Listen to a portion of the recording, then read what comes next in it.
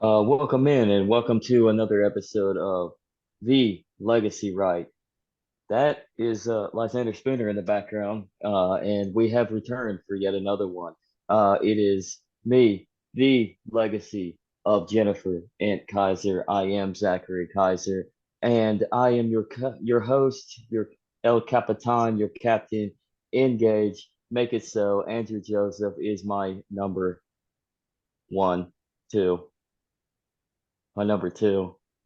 Doc Mostly Savage. because yeah, you're savage, but I was making a number two joke. Yeah. And a Star Trek reference as well. But Mhm. we have yet another special guest. All of our guests are always special. We have yet another special guest to bring on. Uh Once again, some of you have probably heard of her. Others may not have. Because she likes to keep her privacy, right? So, like, yeah, I mean, we all want to be left alone. So, but at the same time, we all want to cooperate. Um, Before we get into business and introduce her, though, Andrew, we got to do the plug. We got to do the ad. So, fanghornforesters.com. For all your woodworking needs and necessities. Anything from wood cutting boards to wood coasters, anything of wood to like custom made. It doesn't matter. Go to fanghornforesters.com. And if you're in the greater Cincinnati area, millwork, mobile millwork, he'll come to you. So fanghornforesters.com, FANGORN. I know everybody wants to forget that there's not an H in Fanghorn, but fanghornforesters.com. So let's get back to the show. How are you doing today, Andrew? I'm doing pretty good. How you doing, Zach? I'm doing all right. Um, would you like to do the honors? This was your guest working to bring her on. So if you'd like to do the honors, I talk too much and host. I'd like to allow you to be the host for once, Andrew. Okay. This is Rachel Sunshine. You can find her on Facebook. We're here today to talk about a variety of topics, but the first, you know, thing I'd like to ask you, Rachel, is it's attributed to Barry Goldwater that um they say that. Oh man, what's the quote, Zach? I was talking about this earlier, and I'm sorry, I'm drawing a blank. I should have looked up the quote, but Yeah. I got Freedom I of got the notes here though. I'm So sorry about that. Uh freedom is a defense of liberty is no vice, right? yeah. So How something do you around yeah. somewhere along the lines. Uh, extremism in the defense of liberty is no vice. That's the quote. How do Hmm. you what's your perspective on that in today's climate? Do you think it's worth the effort to do to you know dig in the claws, and or would it be better for anybody who wants to practice their liberty to go to a place where you don't have to struggle so much and to practice that liberty, diversify what you're going to do, where you're at, based on the flow of the conversation. Okay. Thanks so much for having me on. I really appreciate it. I think I'm going to have a lot of fun here. Wow. That is a very loaded question. Thanks for asking that. Um, Hmm. I really think that all change starts with the self. So I'm actually working on my second book here that is going to explain how people can do this by themselves and then eventually work to have a community close to them that does this with them. And then eventually affects the ballot box and then eventually affects the TV and media, which can change people's perspectives and minds. So I have to say that always worth it is always worth it, no matter the punishment, for speaking the truth and being on the side of liberty. I have been ostracized I don't even, for like my entire life. Andrew was asking me how long I've been an activist, and I told him since the age of 7, which is highly accurate. So I was a nerd. I read a biography on the sitting Supreme Court justices in like 1994. And, you know, my mom was telling me at that time, you can be anything that you want. And the first thing that popped out of my mouth was that I wanted to be Amish. And she told me that it didn't work like that. So I'm here to tell you today that it totally does. You can actually live off grid. You don't have to be part of the Amish community, but you can strive to get off of this grid. It is totally plausible and possible. The second thing that I chose was to be a Supreme Court justice, to give, and I'm going to quote myself, to give people as much freedom as possible. As I grew older, I realized that that was nonsensical and that you can't actually give people more freedom. And yeah, especially cannot do it through the Supreme Court of the United States of America. So that changed my perspective quite a bit. But I definitely believe that you can do incremental changes in your local community. I actually ran for office in 2022 as my local county commissioner against a Republican as an unaffiliated candidate who was an open anarchist, who promised to void out my own position within the 4 years of me being in office. So that garnered about 3,000 votes in a small community that only had about 7,000 people voting regularly. So we're there. There's like, you know, statistically, I've done the research. I just went out into the community and was like, where the hell are we with freedom? Right? Where are we with liberty in America? Because like online, I've got, you know, my community that's totally for freedom. But when I go out into the world, it seems completely shut down. So I had to just figure this out for myself. And I'm a nerd. So I did a statistical analysis and just threw myself to the wolves, you know? So I think, you know, 40 to 50%, and this is based off of campaigning under their rules and their game, right? So I had to follow all of that structure, which there's a lot to be said of that on like its own separate issue on corruption and what they're allowed to do to candidates to make sure that they don't get on the ballot and to make sure that they aren't elected. So if we have 40 to 50% of people who really are on the side of liberty, who understand that the government is working unlawfully, illegally outside of their own rule of law, we actually have a chance. And if we show people that there is a real path, not something made out of pure selfishness or greed, but it's in consideration of the community, we may actually get somewhere with people who are not anarchists in any way and never considered them to consider the idea of voluntary interactions, non-aggression, and agorism. And that brings me to a question on the campaign aspect. So why is it, considering you have the experience in dealing with all of the campaign rules, the regulations, all that with elections commissions, why is it that they want to close the book so sharply on those that won't play their narrative game? Yeah, so I have to say that the Democrats and the Republicans here actually work together to keep me out of office. Like literally the Democrats voted for a Republican to keep me out of office. So at the state level, so Article 2 of the Constitution grants states pretty wide breadth in their regulation of elections. And Article 2 basically allows them to create their own rules.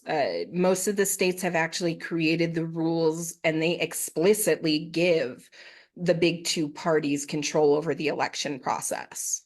Like it's kind of crazy. It's not, oh, the state's going to do this. It's the Democrat Party is going to do this, the Republican Party is going to do this, and really best of luck in trying to be an unaffiliated candidate.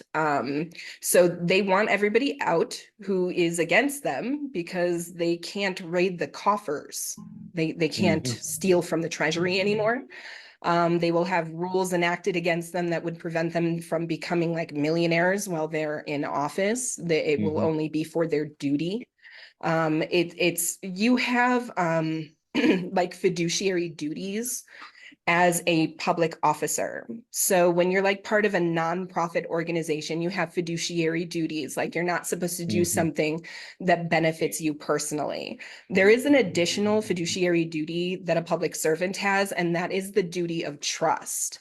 So when a government official actually violates their duty of trust, and it makes a person not believe in the system of justice or the system of law or the system of government, they're violating their fiduciary duties. So there are ways that we can close that gap where they're able to take lobbying money, for example, to turn around and expand the SNAP program, which then increases food prices by 15% across the board.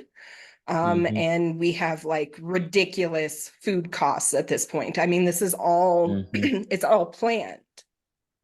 So they don't want people like us who know about that, who are willing to change that and stop that, and also bring it to the public's attention.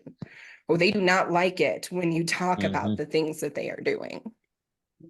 It's amazing that you bring up the SNAP situation and how they use that to build food, because when we're dealing with rapid inflation every year, obviously that increases the pricing because of the debasement of the dollar. But it's amazing that you brought up that, because that is one single thing, like the subsidy within the food realm, the grocery realm of welfareism, is what raises the prices to keep everybody, I mean, subservient to the state, right? So, I mean, why is that? Okay, I mean, well, why control the food supply, I guess? well, if you think about it, right? Kroger is an international grocery chain. So they have like City Market, King Supers, Kroger's, you know, they have like 2,200 stores and convenience stores across the country. They can be completely funded just by government and still survive. They get $8 billion in SNAP program funds every year. Walmart gets 25 billion. These companies can literally survive just off of the SNAP that they get. So they can raise their prices and do whatever they want. There are no state laws that do not allow them to price gouge.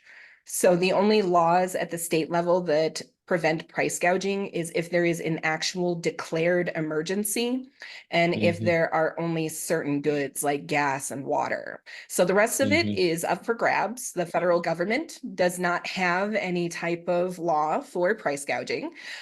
So like Kroger's CEO actually said here in February, he was like, I will lower prices for families when our merger goes through.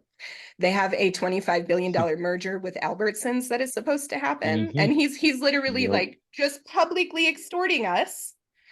There's nothing we can do, right? And the government is working with these people because when they make these record-breaking profits during a pandemic that the government shut everything down, they get to give themselves raises.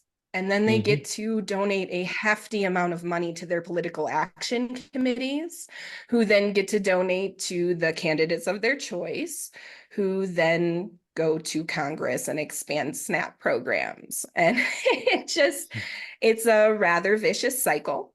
If you look at who are the top donors for our presidential campaign here in 2024, you will see that this is blatant.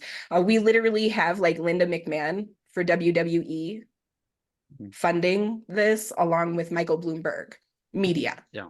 So we've got fake media entertainment completely funding our 2024 presidential campaign. And this is supposed to be America. And honestly, it's like a joke of America. It's like the satirical version of America and what it was supposed to be. And I don't know, man, I'm kind of embarrassed at this point that Americans are just sitting here, not doing anything. So vast majority. It's funny that you said that Linda McMahon. So, I mean, me and Andrew, we like to use this comparison and contrast. it really is. Our government, our country, everything that's going on, it really is kayfabe. I mean, there's no doubt about it. And then there you go, like Yeah. Linda McMahon, WWE, like one of the top donors. I mean, there you go. Yeah. It's all a work. Yeah. It's literally political theater. You know, we use the term political theater, but it is truly political theater. They've got a script, and that is the Hmm. bottom line. And we've got people playing it, and it's controlled opposition, and they're Hmm. distracting you. They're making sure that they Yeah. distract you so that they can steal from us. I mean, that's really Hmm. what the bottom line is. It's all about theft. It's all about money. Hmm. Like Lysander Spooner, he got this down. Uh, I've actually been compared to Lysander Spooner the most as a political theorist, because I agree with him completely, but I succinctly explain how the Constitution is illusory and void. Hmm. So I go an extra step than his just theory, and I Hmm. explain it by law. I'm like, this is it. This is the time that it happened. And that's what my book is about. So it's basically like I have been a hardcore anarchist for a very long time. We're talking like a decade now. Um, I believe in anarchist solutions. My great great uncle was Alexander Berkman, Emma Goldman's boy toy, okay, in the early 1900s. So anarchy in my family is a real thing. We kind of think of it as a Hmm. big deal. And in Mm. 2020, when the government shut everything down, I was like, all right, Boogaloo boys, like, here's your chance. Let's get it done. Yeah. And they all kind of got scared and said no way. So here I was, you know, it's we're in the middle of a lockdown and I don't know how to prevent this. So I had my years of constitutional law analysis in my head, and I basically wrote my book in a day. Because it was like word vomit. I had to get it out to the people so that they knew, Hmm. like, this is how it's happening, you guys. Like, we need to get this done. Like, the power is with us. It's not with government. Government is a third party contractual entity. If the contract doesn't exist, they don't exist. There's nothing Hmm. there. So the Constitution falls under contract law. And like Hmm. the Constitution is like the supreme contract law. And then contract law falls underneath that. When you have a party that is not obligated to a contract and another party is, and they're the only one, that on its face in contract law makes it illusory, Hmm. and that contract is void. So the Hmm. Constitution is void just for having what the Supreme Court has deemed legal holes and gaps in it. Hmm. And then the Supreme Court ruled that they get to figure out and like what those legal holes and gaps are for Hmm. themselves and for the rest of the country in a case in 1803 called Marbury v. Madison. Hmm. So the Supreme Court said to themselves, we don't have the power of judicial review to decide these holes and gaps. So we're going to give it to ourselves in this court ruling. Okay. And then they went on to do like compounding illegality, I guess would be the way to term this. They use a doctrine that they created for themselves called stare decisis, where they say that once a court ruling has happened, a lawyer and the judge ruling over a case cannot go against that case precedent. Otherwise, it'll make Americans lose faith in the justice system, because they might realize that in 1803, the courts gave themselves the power of judicial review, and underneath that, judicial Hmm. activism, right? And everything that they've ever ruled on is actually void. And they know Hmm. this. So they created a legal doctrine where it's like, shh, it's a secret. And if you want to be a lawyer, you want to be a Hmm. judge, you want to make a difference, you have to follow stare decisis. So this is Hmm. why I didn't become a lawyer, right? Yeah. Because I have to sleep at night. Right. And so like I Conscience. remember, yeah, I remember raising my My hand in my constitutional law class, like, hey, did they just grant themselves a power? And my professor was like, wow, you are smart. You need to go to law school like right now. And I was like, yeah, I don't actually think that's gonna happen. mm, So I've spent I've spent 22 years getting this information out to the public. I mean, I remember talking about this when I was like sick on my deathbed in a hospital, like it's Marbury v. Madison, you guys. Like just overrule that. Like it's terrible. This has been my life's work. So Funny that you say that, because I'm from a family of lawyers. So my brother's a lawyer. My father is just retired from being a lawyer. My mom's father, my grandpa, was an attorney. He actually did some work with the mafia too in Cincinnati. So oh, because we okay. were a All right. big mafia town in northern Kentucky, in Newport, Kentucky.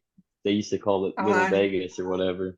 So and I've had lawyers like try and jump over a dinner table to like physically attack me when I discuss this. They definitely don't like people knowing that their entire profession is a fraud. So Yeah. no offense to your and family. It's just true. my dad, I think my dad would probably agree. So would my uncle, his brother, he would probably agree. I mean, there's some fraud to it, and a lot of people get into it for the wrong reasons.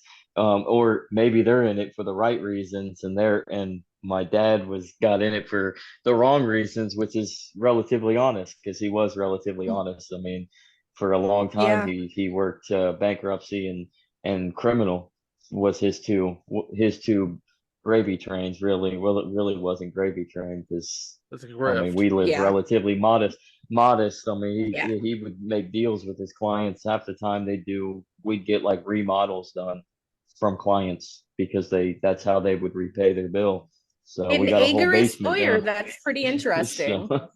So so I think part of it was my mom a little bit saying we need to get some work done too, and I can't do it all. But which That's awesome. Yeah, no, lawyers she don't was the man of generally the house. argue. Yeah, that makes sense. So I do a lot of work around here. No, lawyers don't generally argue about this. They just get very, very angry. It's not something that you can really dispute. It's part of case law. So it's like historical case law. I'm just going to point to like 1803 and then 1871 and then 1905. And then let's like go on to 2010. I can show like the whole history of how this happened through case law and legal analysis. So it's not really something people argue with. They usually just get really mad or they laugh about it. They're like, well, good luck overturning 300 years of case law. I don't have to. It voids itself out because it's outside of the Constitution. And even Alexander Hamilton, just the most mutinous founding father, even he agrees that when something is unconstitutional, it is in like on its face void. So that's what, we have to work with the tools that we have, right? Yeah. As much as I wish that we lived in anarchy, as much as I wish that we lived in voluntarism, that's not a thing. It doesn't exist. That's kind of like a delusion.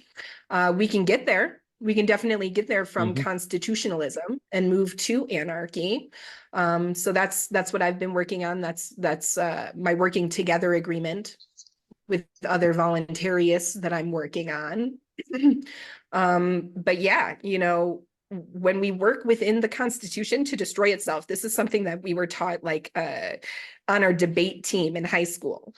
You don't create your own argument out of nowhere that doesn't match your opponent's. You use your opponent's words to completely demolish your opponent. I mean, I've made people cry just by using their own arguments against them.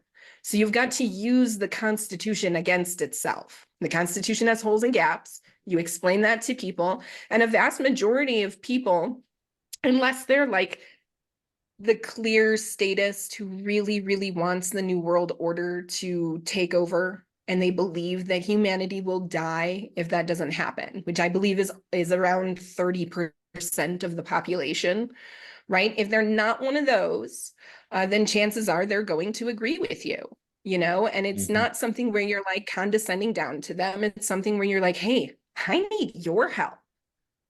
Like, I need your help in order to accomplish the goal I'm trying to have here, which is, for me, would either be like a complete rewrite of the Constitution, which I don't recommend from a personal standpoint. And the reason why is because when you rewrite constitutions with politicians who already are working the game of corruption, They're going to do things like they do in Honduras, for example, where they say that you can't remove a representative unless the representative gives you permission. Okay. Things like that. So there will be even more legal holes and gaps with a rewrite, because the people who have been running it for the last 200 and some odd years, 223 we'll call it, they're already corrupt and they already know how to play the game of contract law. So you have to not deal with them, which is why I recommend voiding out the Constitution. So according to contract law, if you and the other signing party decide that you no longer want to be parties of the contract, you can actually just come together and write a clause underneath that contract that voids out the contract. So it's just a negation clause. I negate this contract. It's no longer in effect. That's it. That's all we need our representatives for. So my suggestion would be to follow your own integrity. If you guys have any suggestions on the do's and don'ts of what a person would look like who would be voluntarily leaving this system, this social system, and working to form their own community within a community, somewhat like the people who are trying to build new Illinois. Okay, so at the beginning of the year, there were a bunch of activists who decided that they no longer wanted to have Chicago be part of Illinois, and they have actually been working to annex themselves from Chicago, and they want to call the new state New Illinois. Okay, and this is something that I've been listening about people try and do something like this my whole life. I was born in Chicago. So I've been listening to people do this, try and do this their whole life, and they're actually starting to accomplish it right now. It's actually becoming a reality. So it's building a community within a community. So when you have 5 people who believe in the same end product come together, they're stronger than having 100 people who disagree on what that end product should be. And once you get to about 50 people, it gets to be completely unorganized chaos in which, there's people fighting for leadership and people who want to place illegitimate authority over you, people who are campaigning. So that means that they're probably telling lies and hold on, one second. They're probably telling lies and swift boating people because of their ideas, right? So that's where the political theory of the marketplace of ideas comes into play, where everybody's sitting around in a circle and we're all listening to everybody's idea equally. There is no campaigning, there's no illegitimate authority. It's truly people coming together to work towards a solution that's best for as many people as possible. It's highly unlikely that you will have everybody agree with everything, because human beings have something inherent in them called the in-group out-group paradigm. So psychologically, there will always be a small minority group who disagrees with what the community and society is doing. And that's just how humans are built. That's definitely, that sounds like the Enneagram confirmation bias. So yeah, no, when I realized that the Supreme Court was working unconstitutionally, I cried for 2 years. Realizing that your entire life, everything that you've ever worked towards, working with the media, working as a communications major, going into law, you're putting money and energy and effort behind this. And then all of a sudden it just kind of falls apart. So I don't want that to happen to other people who've put 10, 15 years into the activism that we've been working on, 2 years, 2 months. I don't want people to lose faith in what we're trying to do here. I do think that it is totally possible. We just need to refocus and remember what our goals are. So those goals are working toward being completely self-sufficient as much as you possibly can. For everything that you can't do yourself, you practice some type of agorism. Okay, so agorism, do you guys know what agorism is when it Yes, we comes are to well black aware. and gray Yes. markets? Yes. Okay. You know, so trading, making sure that you are in voluntary agreements with other people. You're not being coerced into, you know, like paying for a contractor because you have to according to the law and things like that. So that would be the second step. And then the third step would actually be creating a sandbox where everybody gets along in the sandbox. That's your community. Your community can be amplified by going to the soap box, right? So by actually speaking out together without the intent of making money or grifting people, right? So it's not for your own personal interests. You have to make people believe this. Once people stop believing that that is, you know, you're doing this altruistically, they're done.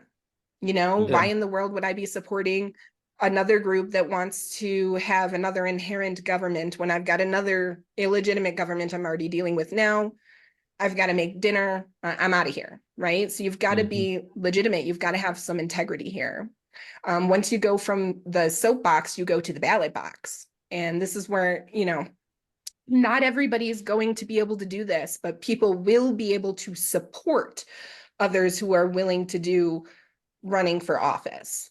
We've got to actually participate. We can't keep ignoring our situation. That's never good. No psychologist will tell you to ignore your problem. Our biggest problem is politicians who are like actually working for their own personal fulfillment, working outside of government. So we just replace them with politicians who don't work at all for government and actually work to void out their own position. And once we have people like that, we might be able to have a constitutional convention of people who want to void out government. And then we've got that 3/4 majority of people in office who actually negate the Constitution and bring us into anarchy.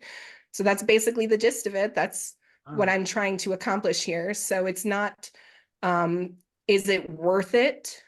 It is necessary. It's not even like there's no value here. It is 100% necessary. Otherwise, what is the alternative? The alternative is death. So if, you know, if like, I mean, I'm, you know, that's the worst case scenario. We've got them trying to control our food, control our water, control our seeds, control our soil. You know, they're doing everything to make sure that they can just wipe us out like we're insects. And, you know, I don't know when we're going to stand. Well, what I can say is that I believe it is possible through nonviolence. Like I actually believe that we could just use their system against them and just be smarter than them. And that's all that it takes. And it's the mildest amount of education as well. But what it does take is the Focus. building of your own resourcefulness.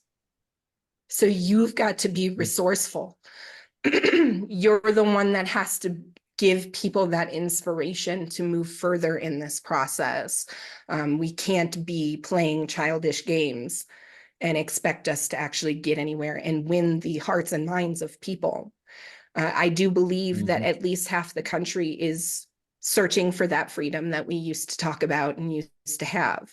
So it's a matter of actually reaching them and not doing it through anger or malice or aggression. It's really got to be done as human to human, really humbling interaction. I'm coming to you to ask for your help. I'm not telling you we have to do this. I'm just telling you that we can get it done. It can happen. Like we just need each other.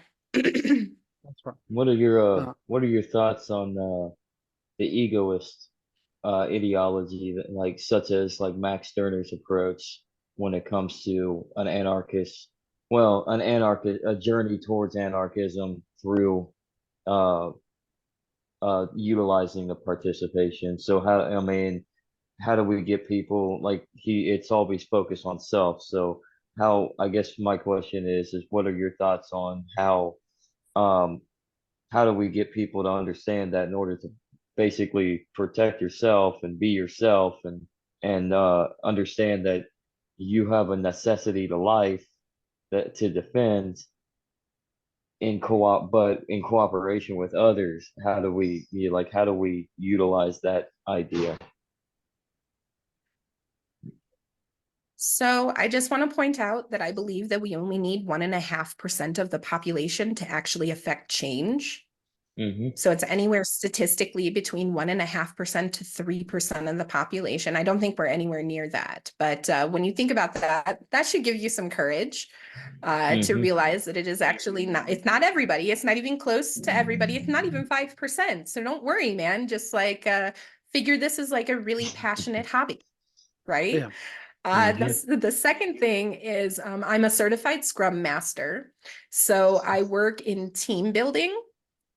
And so team building is really, really important. You've got to have like stakeholders, let them know who your stakeholders are, the American people, the American future, the future of America, and all of those generations after that. So if we don't want our country to fall to like China, which I don't know, it Mm-hmm. could have already happened. Shoot. I mean, they're really good at covering Mm-hmm. stuff up in the media.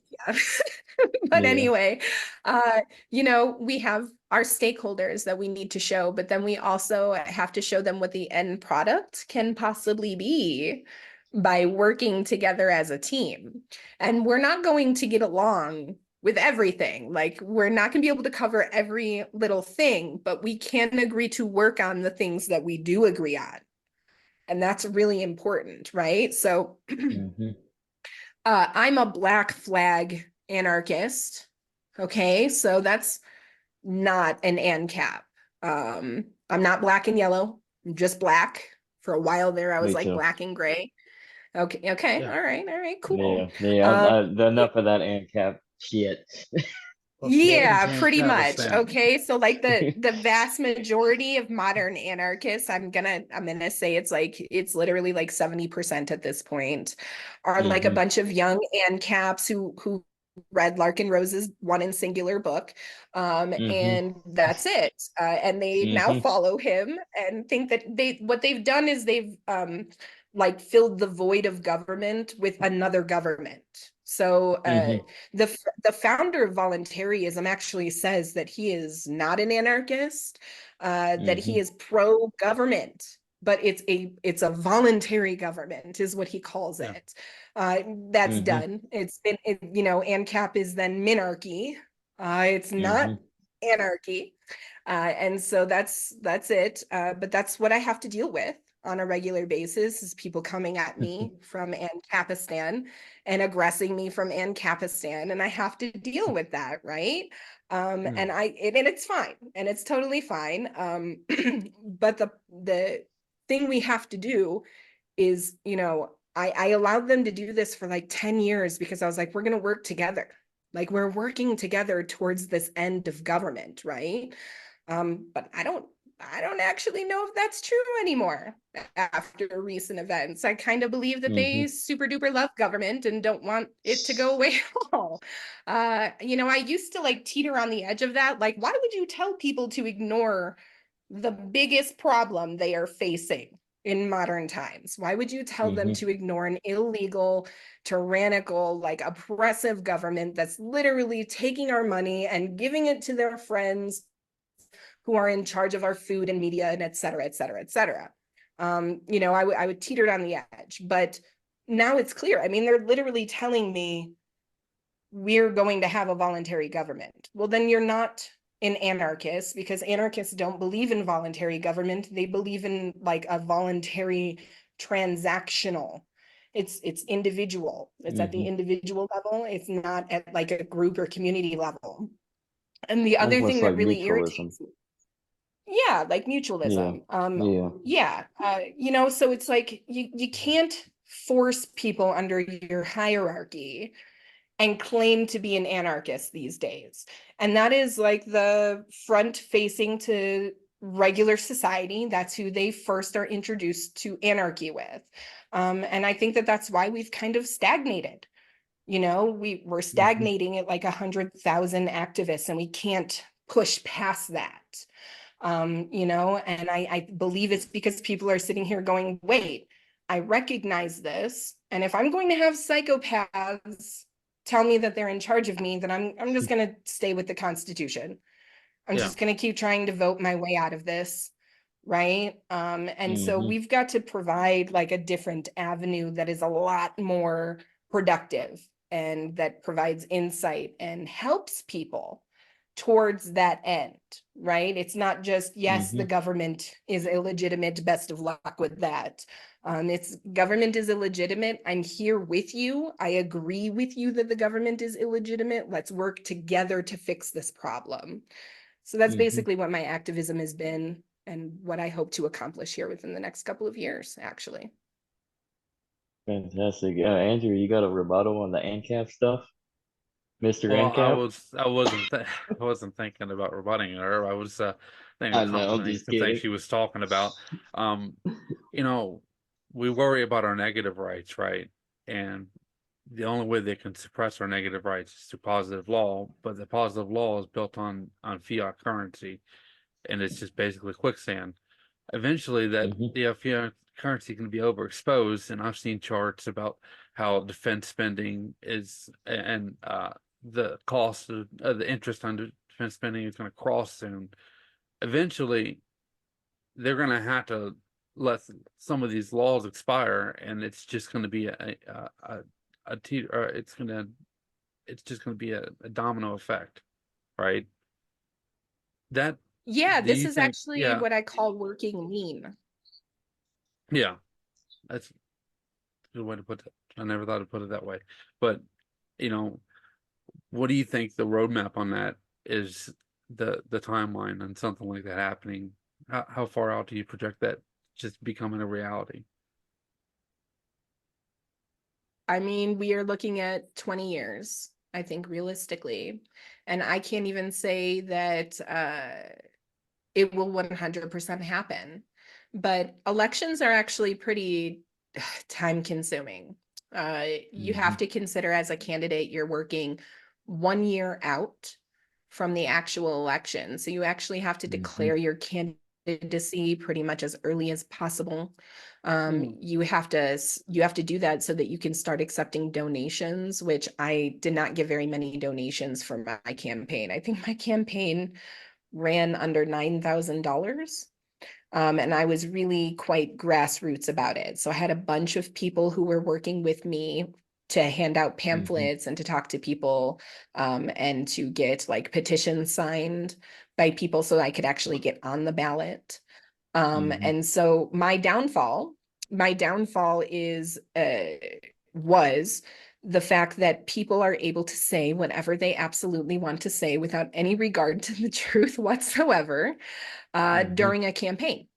So the federal government, the states have taken away a person's right to correct for the truth during a political campaign. So I actually had the sheriff's department here interfere and tell people that I was involved with crime during my political campaign running for office, despite the fact that I've never like been detained or handcuffed, arrested, charged or convicted for anything ever, right? Like I have a really squeaky clean background. But they were able to say something like this, and all I could do was send a cease and desist in time for the election. Like I still haven't sued them. I'm not sure I'm really into that. So I just don't see how I'm going to have a positive outcome for that. So I've just kind of been talking about it, but I literally have recordings of business people telling me that the sheriff's office in uniform in their police cars coming to their place of business and telling them this and actually interfering, which is illegal in a campaign. But how do you stop something like that? How do you stop somebody from blatantly lying about you? And then you have groupthink where anybody who wants to follow them can do that, right? So like I can only imagine what could have happened if the newspaper allowed me to clarify that, but the newspaper said no, because they're allowed to choose what to print and what not to print. Okay. Yeah, So so everything is working together in concert, pro-government. And so, this is not easy. This is not an easy task. It's not for people who do not have strong hearts. I'm just going to be really honest with you. But that is what we need. We need people with a strong conviction and strong integrity who can actually, and it hurts. Believe me, it hurts. It hurts to be told I'm a criminal when I've never been around. And my kids heard stuff like that, for example. Yeah. Right. And what I'm trying to help people understand are the elements of a campaign and how they're going to possibly affect them, right? So that they can be prepared for this and move on. Because there's all kinds of positions. It's not just like President of the United States. You can make a big difference in your community by working in like roads and bridges, working as like the election official to make sure that elections are on the up and up, and that they're not taking duffel bags outside of the building where there are no cameras to another place in the building where they can count them. Which is what happens here. So, like actually educating your community is so important. And I know that they're winning that campaign of like misinformation where they're like, don't listen to anybody but us. Like anybody who does their own research could possibly be like a more dangerous terrorist than actual terrorists. And they tell people this. But you can point to facts. If you can point to actual facts, that really causes people to take a pause. I mean, I have spoken about this in front of thousands of people at this point. So, and I don't think I'll ever stop until we have enough people who are actively leading a life of voluntarism and working towards getting the government to function in a proper way, even if that is non-existent, as I would prefer. That's what I would prefer. Effectively, they have an aversion to transparency because if they're not transparent, then they have job security, and that's a breach of trust, conflict of interest. Yes, absolutely. And this paradigm of illegitimate authority, it transpires all the way down to individual one-on-one interactions, which is like what classical anarchy discussed. It wasn't just like, oh, hey, the government's bad, you guys, we should do something. It was, no, there are individual actors who are acting this way to have illegitimate authority over others, and it's not just the government. So like they started writing about this in 1881, right? Corporatism, not Mussolini's definition of like fascism, but corporatism, the group control over individuals politically, economically, and socially. That is what original OG anarchists were talking about. They were not just talking about government, and that is the kind of anarchist I am. I am as you stated at the beginning, a leave me the fuck aloneist, as my friend Mike Ford coined me many, many years ago. I love being left alone. It's like my favorite thing. Since I'm not being left alone, I unfortunately have to get out there and be completely obnoxious. And it's just, it's what I have to do. And I'm okay with that. At this point in time, I've been doing it for a long time. I have a really thick skin. But I want to provide an outlet for anarchists who are interested in all the information. And so I think that that's probably what my legacy is going to be to the anarchist community, is an opening up of information for people for free. That sounds awesome, actually. So, speaking of corporatism, I know there's always a roundabout on capitalism, and you got the left versus the right. Yeah, on the economic stand, I mean, MMT versus free market capitalism, laissez-faire. I mean, so, but in reality of it, capitalism. What is your take on capitalism being just an ism, and is it really just, is capitalism by itself really just, by definition, it's really honestly just those with capital. So so what is your take on capitalism? Is it free market capitalism, or is it something else and markets are left alone in another sector in the economy? Yeah, so I would have to say that I'm definitely 100% an individual transactional voluntarist. So I Mm-hmm. don't believe in capitalism as a system. I think that that's Mm-hmm. silly, especially because it's literally just private owners for profit. Mm-hmm. So it perpetuates the inequality that people have. And now I'm not saying I'm not at all a Mm-hmm. communist. I No. 100% believe in the free market and Mm-hmm. individual transactions on an individual level. 100% Mm-hmm. support that. Have actually been an Agorist business owner for 8 years. I owned an online bakery and confectionery, Mountain Maiden Trading, and it was Anar Candies back OG, right? So I did that Mm-hmm. for like 8 years, supported my family that way. Very grateful to the community for supporting me through that. And, it's just, it is the best and most forward and honest way to conduct yourselves in the market, Mm-hmm. is to just make sure that you are fully honest with one another.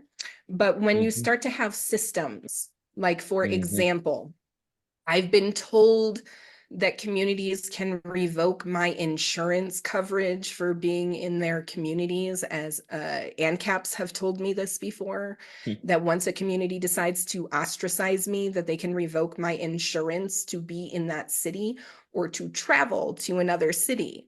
And I laugh at this because uh, that's right.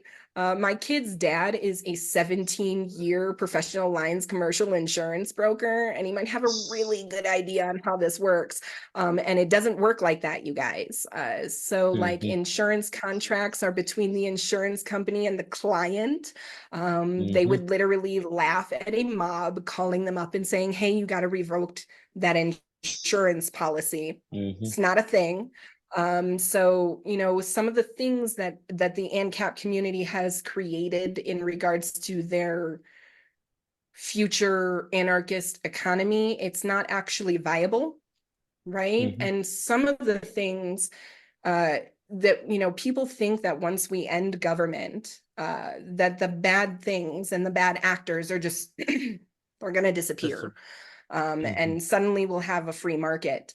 But that's just not the truth. And, Mm-hmm. we've been dealing with interference in the market, over like taking over people's social and economic positions in society for Mm-hmm. thousands of years, couple thousand years. That's what corporatism is. And so capitalism, like any economic system, is actually just a made up form of control. Mm-hmm. And it's a system that the people who are in control want you to believe in. But the market itself, you would be able to study the market of Mm-hmm. individual voluntary transactions. And Mm-hmm. eventually, maybe we would come up with a word for that. But it's not free market when you have like giant insurance corporations, yeah, giant food corporations, et cetera, et cetera. It should also be noted corporations are a government entity. So they were created by the government, right? A Mm-hmm. corporation is a legal Yeah. definition. So like you need all of this structure in order for capitalism to exist. So under anarchy, it wouldn't exist yeah. like people think it would, or how it Mm-hmm. currently does. The Well, transition would be a lot different. yeah, and it makes it fascinates me that we get on that track of what is capitalism good or bad, or what is capitalism, because like capitalism never really, it wasn't a term at all until post Marx, actually. Like he referred to it in Das Kapital, and then I think after that, I think besides Das Kapital, it came about. I forget the author's name, but it was like an 1850s like fiction book that it got brought up, and then all of a sudden it got meshed into the economic sector. So like there's never been really a word for what capital is. And I mean, it's just another ism, as you said, like just another system in place. So I mean, and I It's like a way to the buy money. hmm Okay, so like it's a mm, way to buy money. That's what capital is. It's hmm a way to get into debt, yeah, purchasing money. So purchasing loans or purchasing stocks or, you know, et cetera, et hmm cetera. You're always working towards purchasing money, which eventually leads to it not being worth anything. which is all it's all a fiat system anyways, and then it's all perpetuated in a scheme of debt monetization in some source, some capacity, even if it's not dollars or stocks or then it's stocks or it's bonds or it's bond. If it's not bonds, it's property. And it's like, what is property anyways? Well, property is what you can homestead, what you can basically put your effort in. And I mean, I'm for you like purchasing it, but you don't officially own it unless you put forth the effort. But I mean, if when we put in place, like, let's look at property and not putting the effort in, not homesteading it.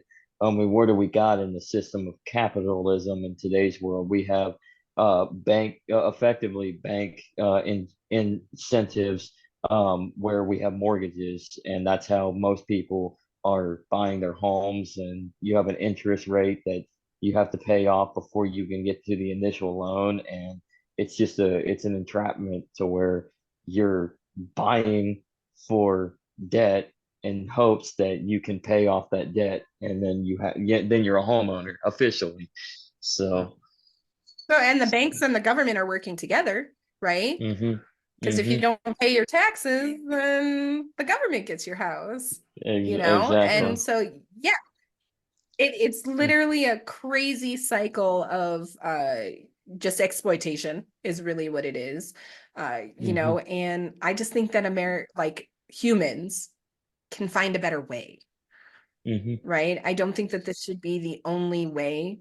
I think that everybody can live very nicely off of the over $100 trillion that the government has in real property. So if we void hmm out the government and we hmm disseminate that it's very real property. We're talking $100 trillion in like seeds, in land, in hmm cars, in, you know, stores. Like it's truly, it's a real thing, that people won't have to worry about just surviving. And we hmm can actually come together and be like, oh, we don't even need to like compete with each other to make money and live, because we can all live pretty nicely. And then who knows, you know, maybe they'll go to Mars and find like a human body there. Where it was like, we destroyed Mars, don't come here.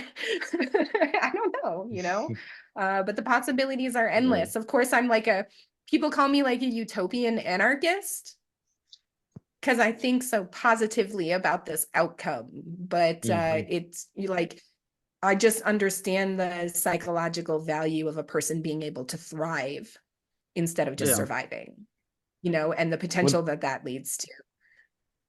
what is your take on that? Like, why is it that whenever anarchy in any capacity, ANCAP, Black Flag, agorism, whatever, ANCOM, who cares?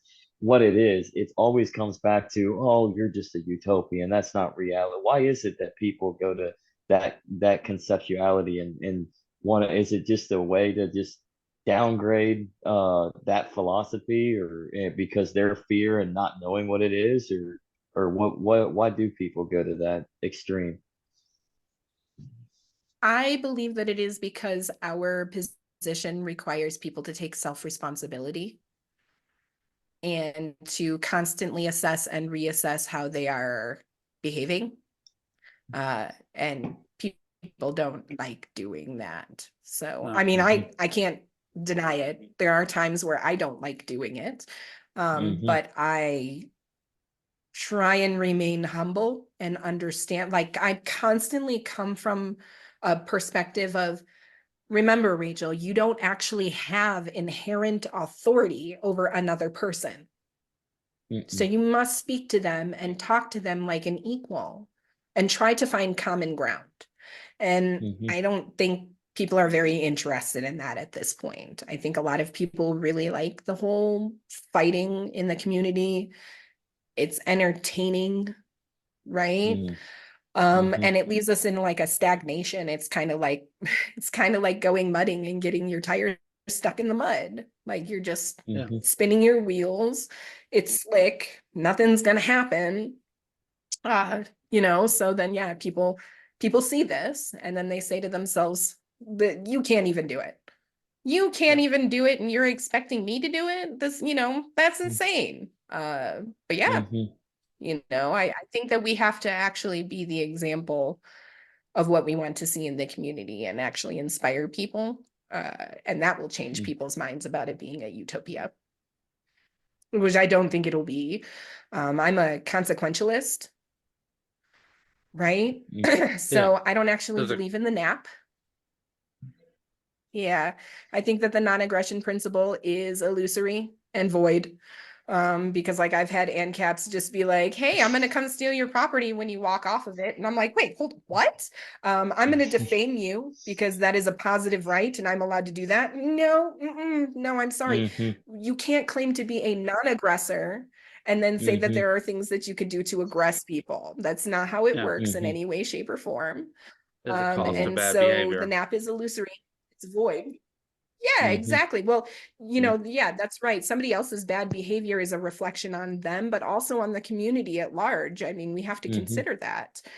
So yeah, no, I do sometimes throw tantrums, but I get back to my lifestyle of trying to be productive because that is what I want to show people. Like I have children, right? I have a 7-year-old and a 5-year-old, and like, I can't be throwing tantrums or being ridiculous on the internet and expect my children to grow up and be the responsible adults that I want them to be. So, it's just a matter of reinforcing this. It's constant reinforcement. It is very much like teaching a toddler. You want to bang your head up against the wall a lot because teaching a toddler is just constant repetition. Constant repetition, like sternly constant repetition, singing, and constant repetition, asking questions, and all of these different ways that you're reinforcing the same lesson over and over and over again. But that is how you build productive human beings and productive societies, even though I'm not a big fan of society. So like I'm a true leave me the fuck alone-ist. Like I'm literally like, cool, you guys enjoy like your Jersey Shore or whatever it's called nowadays. I'm kind of old. And you just, do your thing, but I'm gonna be over here and I'm like crocheting and reading books and gardening and taking care of bees because that's my zen, right? So I, there's everybody is allowed in my mind, in my utopia, everybody's allowed to be the person that they want to be to reach their fullest potential, but they're not allowed to aggress people willy-nilly in any way, shape, or form. Like bullying, why even bother with that? What is the point of all of this? And deterrence are how you stop that. So I'm a big fan of actually punching people in the face to prevent them from continuing on with their nonsense. And Me yes, too. absolutely. Yeah. Andrew here is too. I finally got him to turn around on the nap. We actually got into a conversation about it once. We're like, that nap really, I mean, do you really believe in that, Andrew? And he's like, yeah, kind of. I mean, we go back and forth on the coveted society, like hopping ideas and the nap, and then like, but it just doesn't make any sense though. I mean, if someone has to aggress before you can aggress, then that means they can just aggress, take your stuff, and you're shit out of luck. You get your So ducks in a Shit row, out of and if luck, you man. can, it just depends how much stress you can handle before your ducks get out of the row. exactly. Yeah, absolutely. Me, I like zero stress. I'm a big fan of the zero stress. So I'm triggered like really easily. I have learned because I've dealt with psychopaths a lot, actually. I've learned that when you threaten to ruin a psychopath's life, they will either go like full force or they'll flee. They will flee because they do not want their precious life ruined. Okay. And so that's generally what happens when I confront psychopaths. They block me and then try and do things to me without me having any say or ability to defend myself. And they kind of just like make up purple monkey dishwasher things, and people are allowed to believe them because I don't have any control over this, right? Yeah. So it's actually, and this is what I've realized, it's anarchists doing this who actually do love the state's monopoly on violence, because they can't do this in anarchy. Like they would have anarchist retribution out the ass. Like I'm pretty sure I wouldn't have even had to deal with these people. They would have already long been expired, as I said on another interview. Because people are not going to tolerate any kind of aggression. You know, whether it is just defamation, it's words, and words hurt you. Yes, words actually do hurt. You know, as much as I don't like the government, they have a sound idea of defamation actually causes reputational ruin. It causes financial ruin, family ruin. So yes, it does cause actual damages. It is an aggression. So for me as a consequentialist, I get to decide what is an aggression and what is not. And I get to decide what justice is for somebody who aggresses me. And if you just don't aggress people, then chances are you won't have to deal with the consequences of that aggression. And so you can't be like, well, that's not fair, because it wouldn't exist if you didn't aggress somebody in the first place. So that's where my position is. And that comes from years and years of being bullied and ostracized. Like since I was a little kid, right? I'm a nerd. Yeah. So I've been mocked and ridiculed and teased and bullied for being a nerd, and that's fine. I'm never going to stop. And so that's just something I've always had to deal with. And that is my boundary. I don't do well with like the community trying to aggress me. I don't think that a community has like more power because it's a bunch of people coming together over an individual. I believe that they're equal. So like you can have a whole community over here and they're still equal to that one person. And so that is the difference between me and most other anarchists today. Us Black Flags, we're a small group. We live by a code. We don't live by a hierarchy of some weird dude and his wife deciding that they're going to be in charge of everything. That's insane to me. And so we have to confront that as a community, whether we like it or not. Otherwise, yes, all of this will be for naught. It'll be for nothing. And we all might as well just stop doing what we're doing and figure out life off of the internet. Because I've come together with thousands of people, and if we are not going to move forward, and we're not going to have courage, and we're not going to work on ourselves so that we can be the example for people outside of our community, it's going to fizzle away and die. That is exactly what happened like 100 years ago. It was just like anarchists, those silly anarchists, they keep blowing things up, right? They keep trying to kill people. This is nonsense.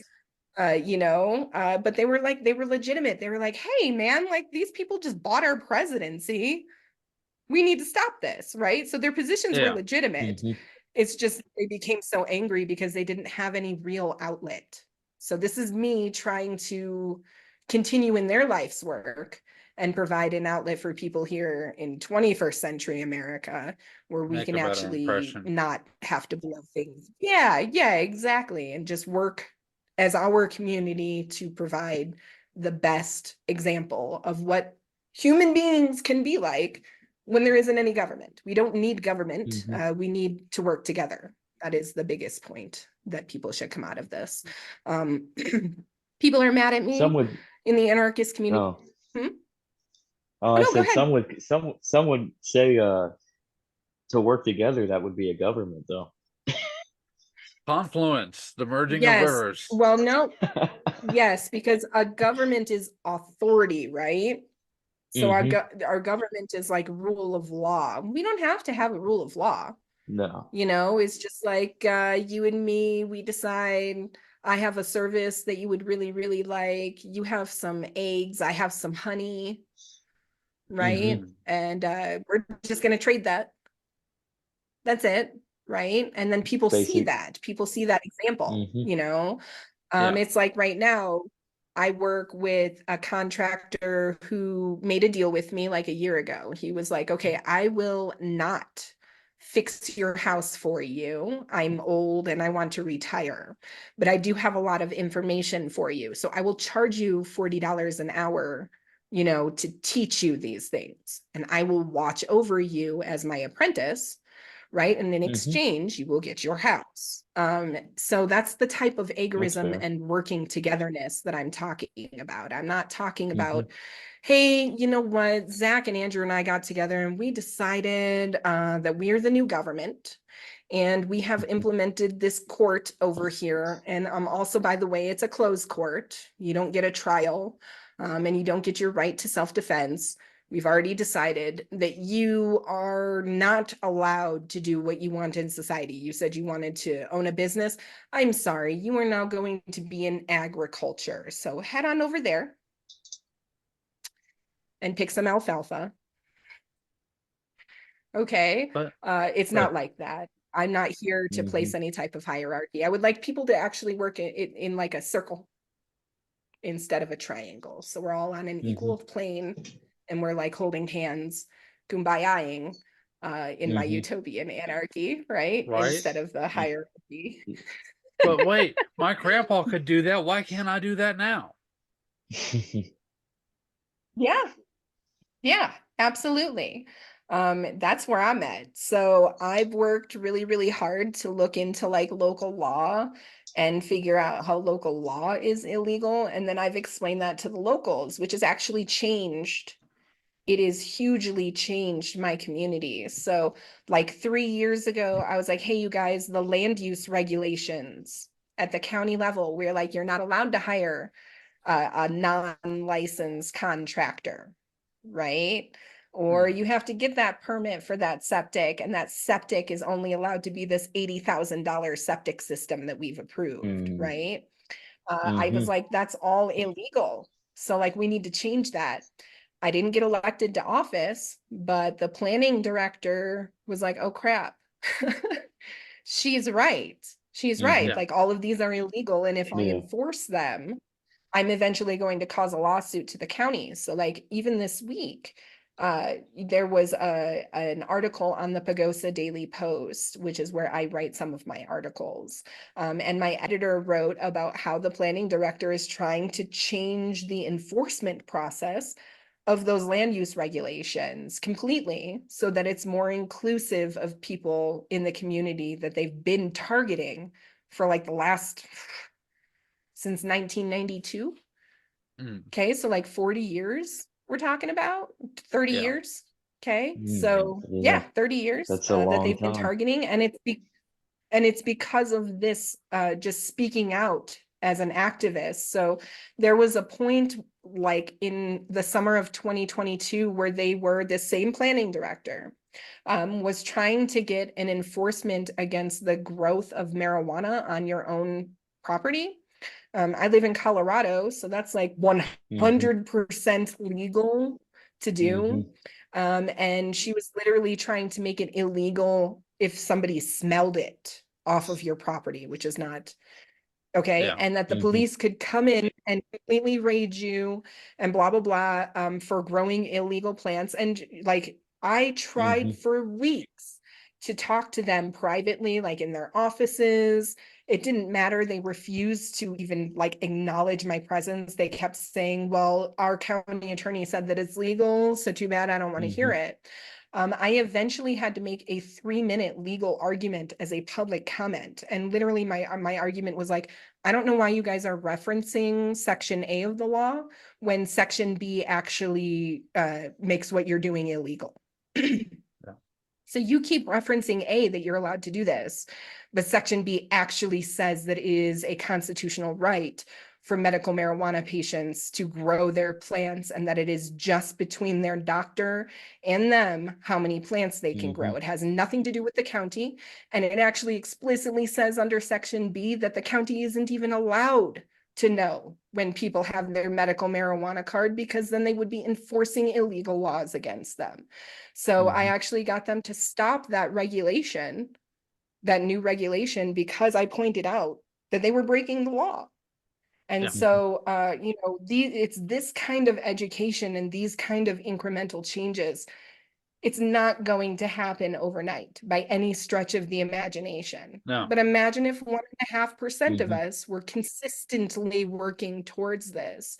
At some point in time, the media is definitely going to have to acknowledge that, especially if people get into office, like in Argentina, right? Milei, Mhm.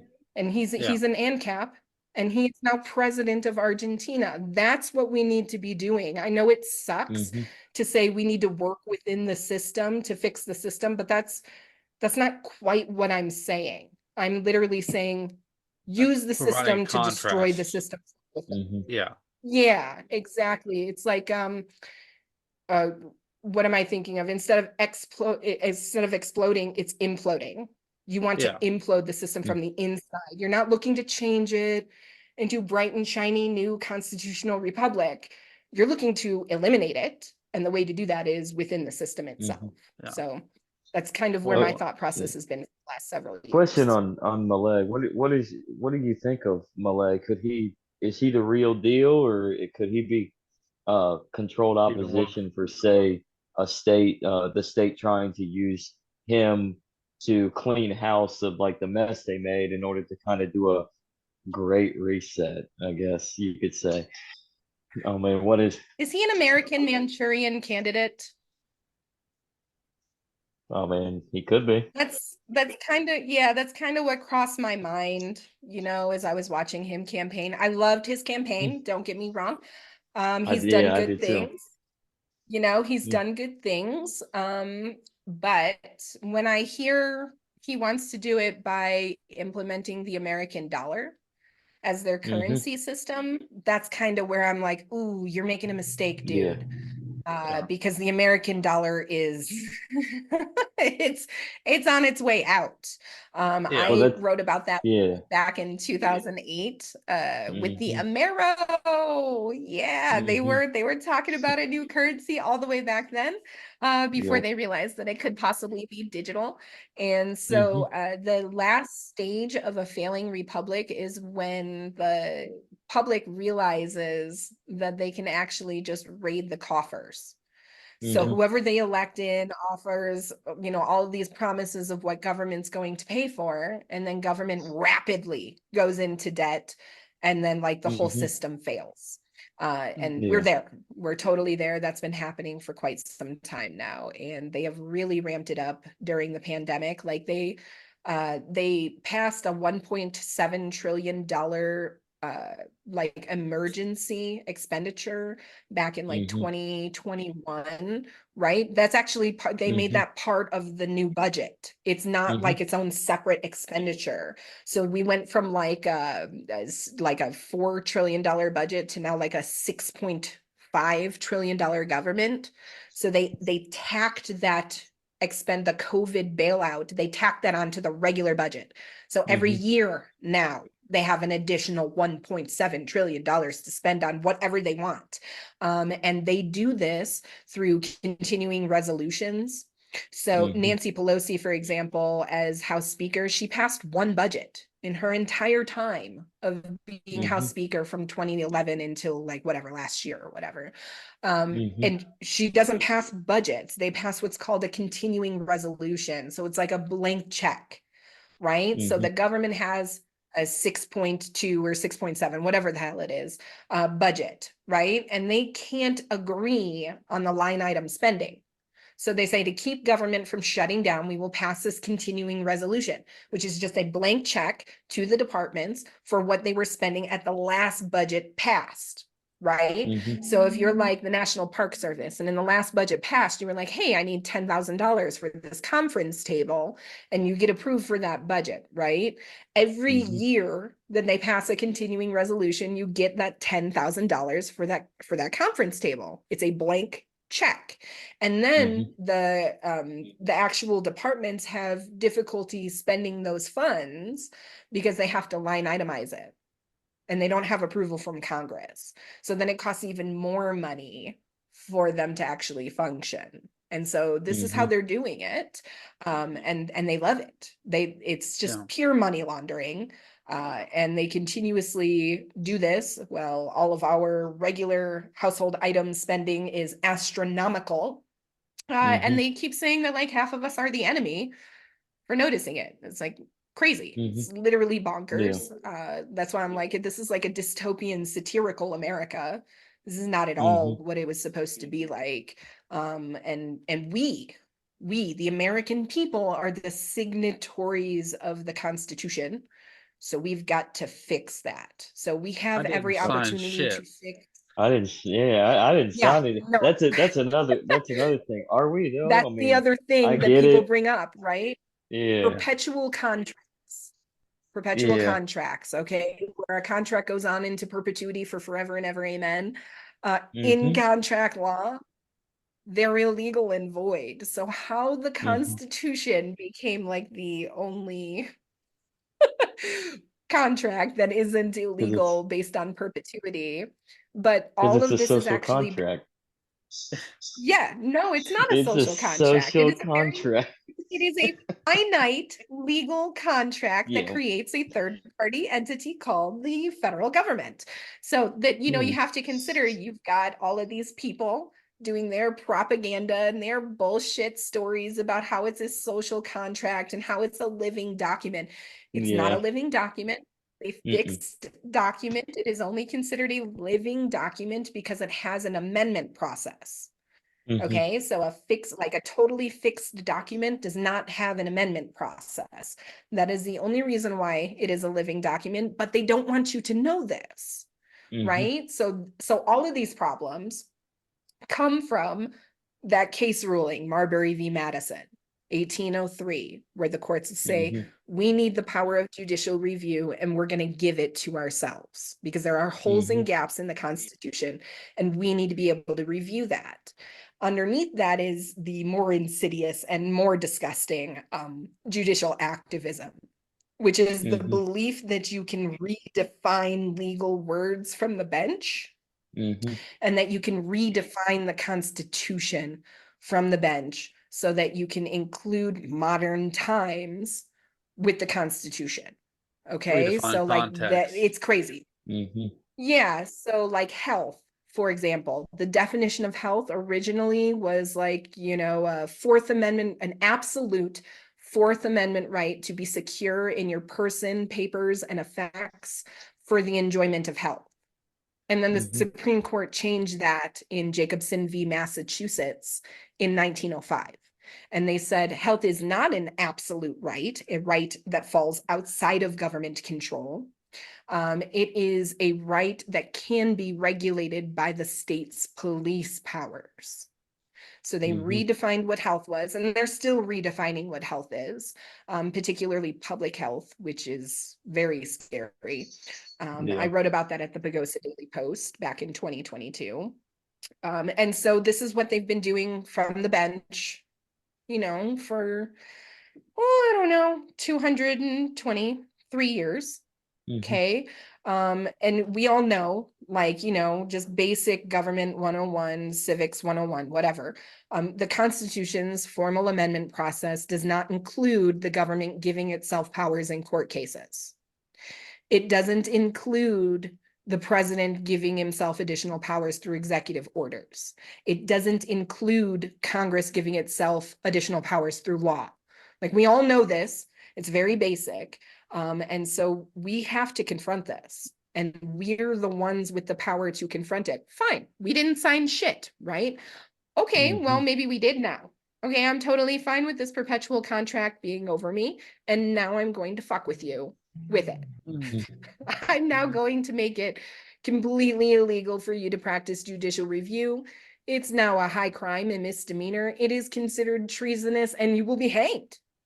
Welcome to the 28th Amendment, right? Welcome to the 29th Amendment that says that the government cannot regulate health. It can't regulate free speech. It can't regulate gun control. These are all things that we have the ability to just come together and fix. Or maybe the 28th Amendment should be the negation clause where we actually void out the Constitution. The Constitution is no longer enforceable. It is now void, and all of the debts that have been accumulated by the federal government are now also null and void. And all of the property of the federal government will be disseminated to the people, respectively. Done. And now we are no longer a constitutional government, federally speaking. The states will still have constitutions. They will not belong to the federal government, though. So back in the day when states became states, they had to follow laws by the federal government to be allowed into the federal states, like the state federation. Okay. So like one of the requirements, was that they weren't allowed to secede. Okay. That would all be void now. So now your constitutions at the state level can be completely amended or abolished in the same exact process. That would eliminate all county and city authority, because that all derives from the legislative duties of your General Assembly at the state level.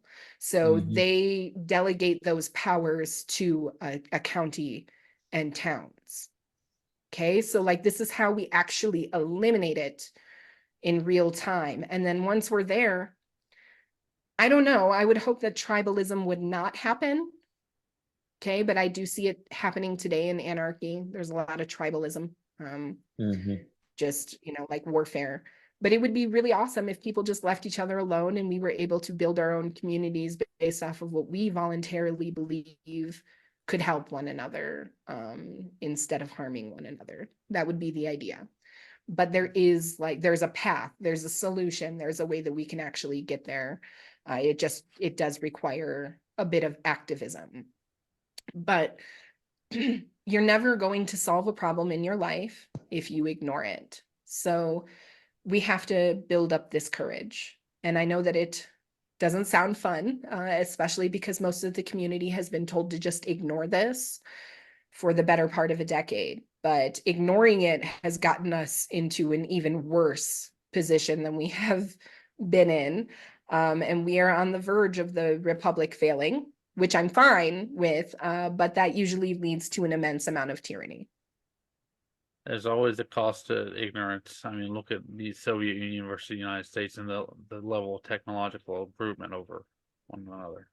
So, look at the way the Soviet Union dissolved, and look at how the United States is going to probably dissolve. I mean, it's totally different. The Soviet Union was peacefully able to succeed, honestly, with a little bit of agorism, on the local side, and then it kind of trickled up, sort of like Reagan's trickled down. That failed, it trickled up, and then the Soviet Union collapsed. So literally on itself, and then you go.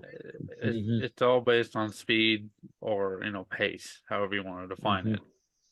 Yeah. Well, I'm under the belief that the American government went under a silent military coup in 2020, 2021 anyway.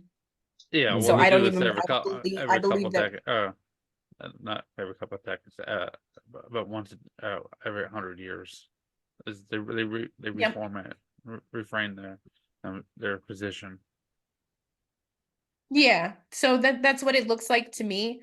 I have my degree in political science and religious studies, 2 degrees, with an emphasis in pre-law. I was like top of my law classes and blah blah blah blahs from when I was younger. And so I have a pretty good idea about human history, and I just see the patterns of what's going on here. It's very, very clear. I've been talking about it like it is truly a game of Risk, and the world is the board. So whoever is running this, they're just playing a game of Risk, and they're literally building their fantastical wealth off of the treasuries of countries that have been military installed governments for years and years. And after they destroy the American dollar, they will just move. They're going to move on to the next military installed. to get as much money as they can. And so we've Give got me. to think a little bit about what they're doing a little bit larger than just how it affects me personally. There's definitely a pattern here that human beings can unlock. They can look back and say, oh yeah, no, this is following such and such from 1556 or what they, I mean, you can go all the way back, but yeah, that's what we need people to realize on a mass scale. I'm hoping that we get there. I'm really that's where my optimism comes in, but I need other people to help me with that. Well, give me a nation's money supply, and I care not who makes the law. Nathan Rothschild, 1815. So, I mean, you got to point. Yeah, someone's controlling the reins of the puppets. So, It's world and building.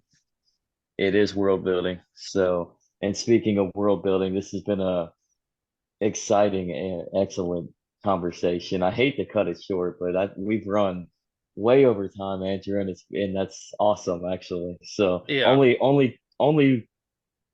the second time that we've actually done this. So we're in almost very close to 2 hours. So give or take. So Awesome. but yeah, so it was excellent to have you on, Rachel, and wouldn't mind having you back on as well. So, Thanks so much for having me on. Absolutely. oh, not a problem. Anything would you like to plug out? I know you're on Yeah. Facebook. Anywhere else? I'm really not. I have a defunct YouTube channel called Literacy to Liberty Official. It really isn't anything, so don't get too excited. I am on Facebook if anybody's interested in following me. Since I do keep my page kind of private, let me know that you saw me on the Legacy Right, and I will keep you on my page. You can expect to see my second book coming out here in early summer. It is called The Voluntarist Trustee Guide to 21st Century Activism, and it will be breaking down everything that we discussed today. So you can expect to see that, and it will be for free because the freedom movement and freedom is what my goal is. So thank you guys. Excellent. And then what was your first book that you wrote that came out in 2021? Yeah. My first book is called How Medical Tyranny Murdered the United States Constitution. And I had somebody actually donate a large portion of money so that I would provide this to the public for free. Obviously, that donation has long run out, but I do like to keep my word. So the PDF is available on my Facebook. It is public. You just need to search Murdered Constitution, and it will come up either as a PDF or you can hear it for free as an audiobook on Literacy to Liberty Official on YouTube. Nice, very nice. So, well, it was nice having you on, and very informative. So, lots of information has gone through. So, thank you once again, Rachel. Andrew, you have anything, any concerns, any rebuttals, anything else to ask or to say? I just wanted to say sorry for interrupting you there just a minute ago, but this has been a very great episode. I really appreciate you joining us. It's a true pleasure. I can't wait for people to see it. Thank you for having me on. Thank you. Thank you. So, but with that, that's Lysander Spooner, the legacy, right? As I point to Lysander Spooner, I am the legacy of Jennifer and Kaiser, Zachary Kaiser. This has been a hell of a show and a hell of a trip down through the Delta Quadrant. That's Andrew Joseph. She's Rachel Sunshine, and have a very nice and interesting rest of your week or weekend or whenever you listen to this, everybody. Enjoy. Peace. Thanks for watching. See you later. Thanks.